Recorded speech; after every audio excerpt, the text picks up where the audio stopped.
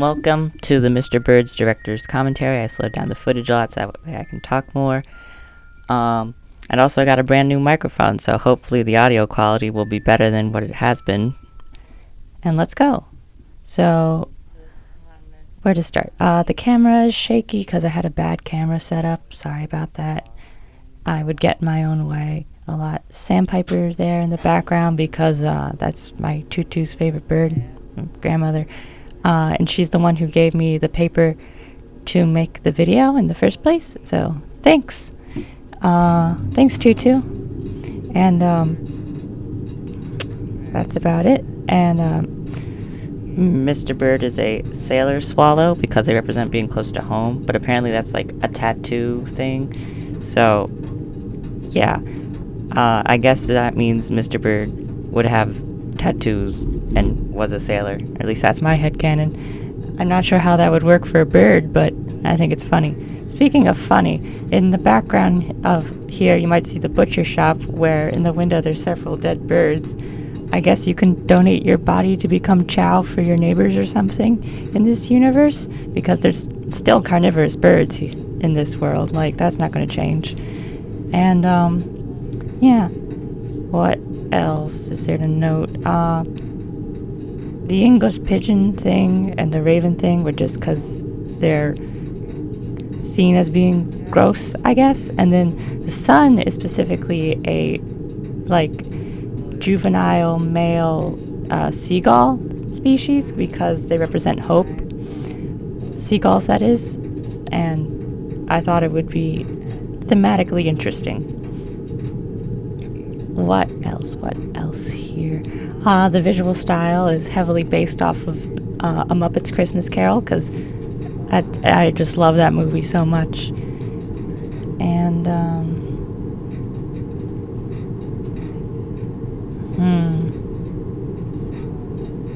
here's where the camera got really shaky. Sorry about that. Mrs. Raven, whatever. The Raven's outfit is based off of Miss Piggy from the Muppets, loosely.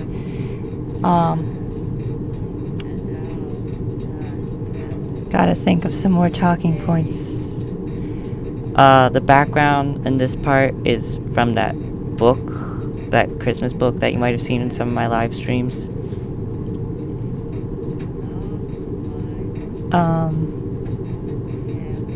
I guess I can go into some of the other bird relevant things, like thematic wise. Fade there to get the thought bubble into frame. It's very quick in the final thing.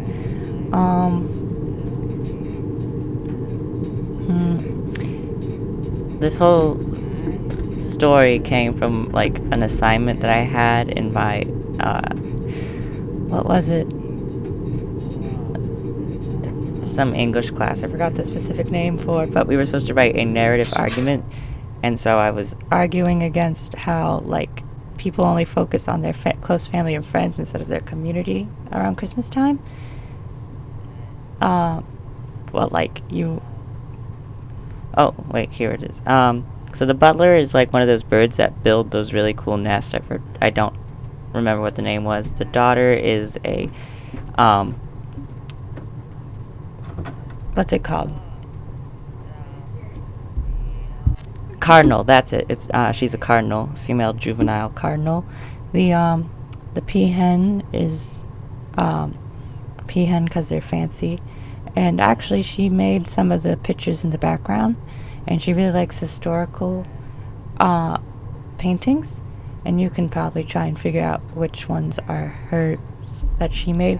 And some of the backgrounds in the painting are supposed to like hint at what might have caused this bird humanoid world. The grandmother here is a fan-tailed dove. Yeah.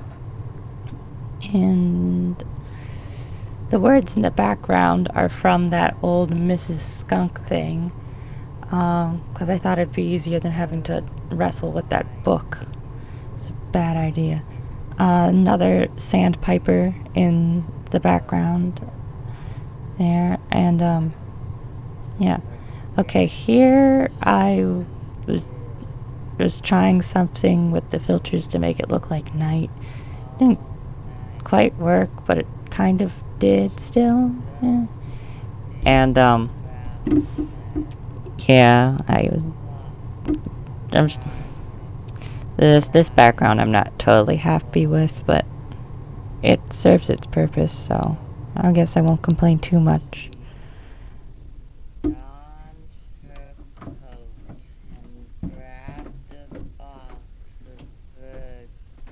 Hmm. So the background here is meant to look like snow, but my sister says it looks more like frost. So I don't know.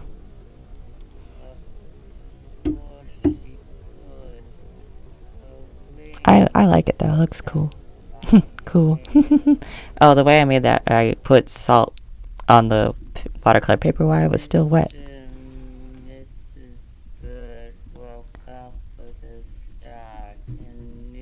Darkness lightens up. Oh, my hand got into the frame. I wonder. I wonder how I missed that. Oh well. Pajamas here, and yeah. If my animation wasn't so limited, this scene might work better. But the way I've been animating my videos,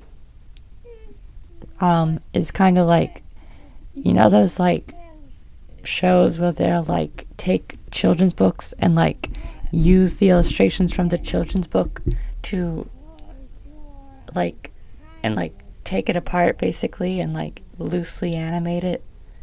I don't know how to describe it, but they'll like take the pre-existing illustrations and work with what they have to animate the children's book completely, which is sort of what I'm doing. It's just I'm allowing myself more frames because these aren't like my original stories and original illustrations.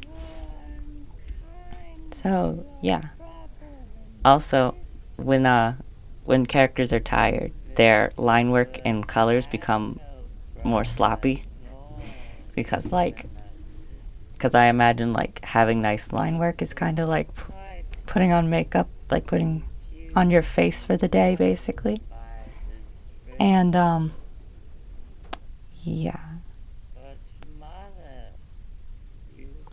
This is Bird's nightgown is meant to look sort of Greek because she's meant to be Greek, and I tried giving her a Greek accent, but my only reference was Calamaria from Cuphead, so that didn't quite work.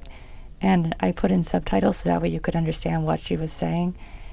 Well, the reason why she's Greek is because Hera from Greek mythology's sacred animal was a peacock, and she was like the goddess of marriage, and like her main purpose in the story is just to be Mr. Bird's wife. So like, you see how I'm like blending the symbols here.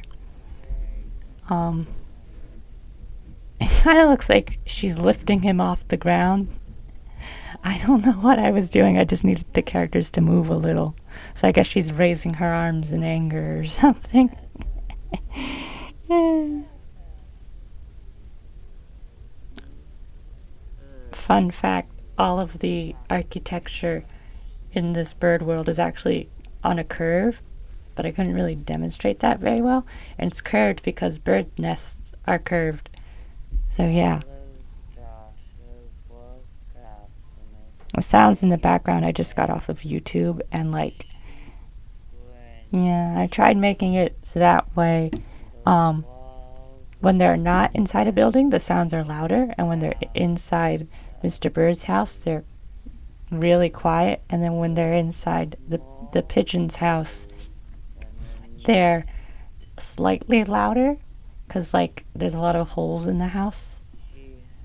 And yeah, I made that nest background with like a paper bag, like a paper grocery bag, and I cut it into strips and glued it on and like sprayed some sealant, and then I also would use some watercolor paper to give it more texture, I guess. And yeah.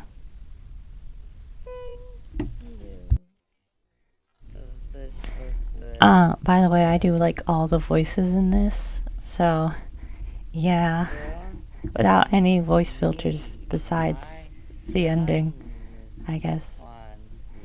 Um, so yeah, that was a bit of a strain, and I'm sorry about the accents. I'm not really great with accents yet. You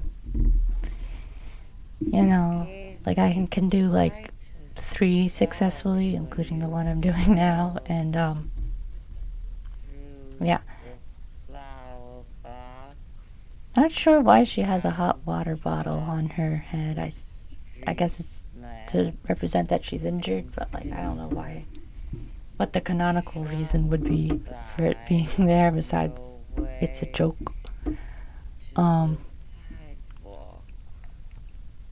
what else? What else? Hmm. Fun fact, the pigeon has a stutter because I kept messing up his lines, so I just decided to roll with it. But the canonical reason would be is that I guess he's cold, and also like it's just a speech impediment.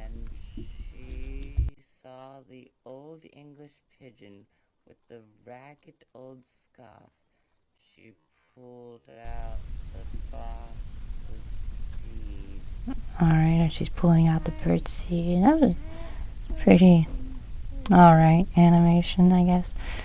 My grandmother actually sent this video to a cousin of mine, who actually works in like animation professionally, so that way I could get critique. And he says that it was very hard to follow along with the animation by itself, but my narration helped keep the story consistent. So, I gotta work on making sure that you can follow along with the visuals.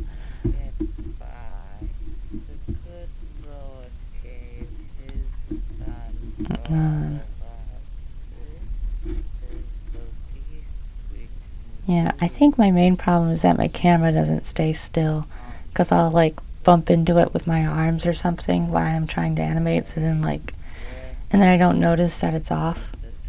Oh, Constable Cassowary. Great. So I tried giving him sort of an Australian accent because I'm pretty sure cassowaries are from Australia, but he ended up sounding like a German in a Rankin and Bass short. So yeah, that didn't quite work. I'm checking the time. Um,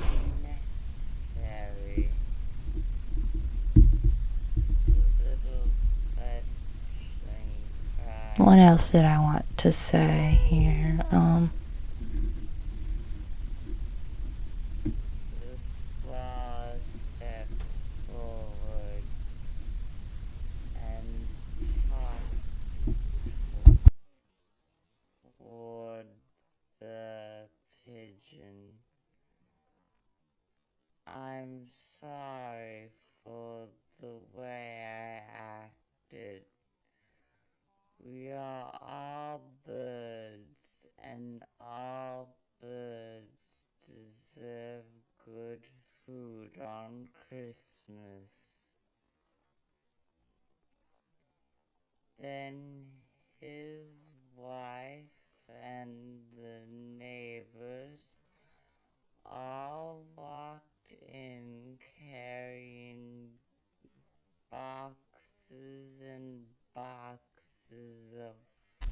Alright, trying to explain some of the bird choices. So the chimney sweep is a hummingbird because kids are hyperactive. The swan is a ballerina because 7 swans are swimming and there's 7 swans on her skirt, and also Swan Lake. There's 2 turtle doves, a cardinal as a cardinal, also a priest. Goose from the Mrs. Skunk thing. That's a collie bird with a bunch of 4 stitches on his thing. Um, that guy is from, it's a background character from Education for the Educated. The owl is a member of parliament because a group of owls is called a parliament. Some of these non-anthropomorphic birds are from a video that never got posted. The Undertaker is a vulture.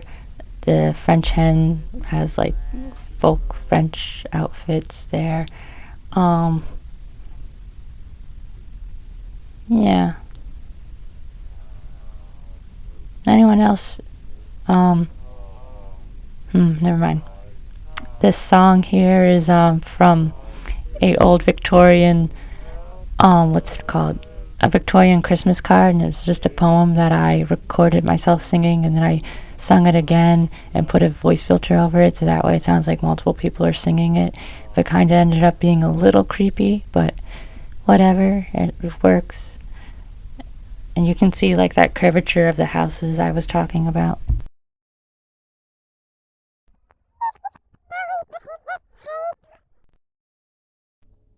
I dare say who's in your hero choice the worst.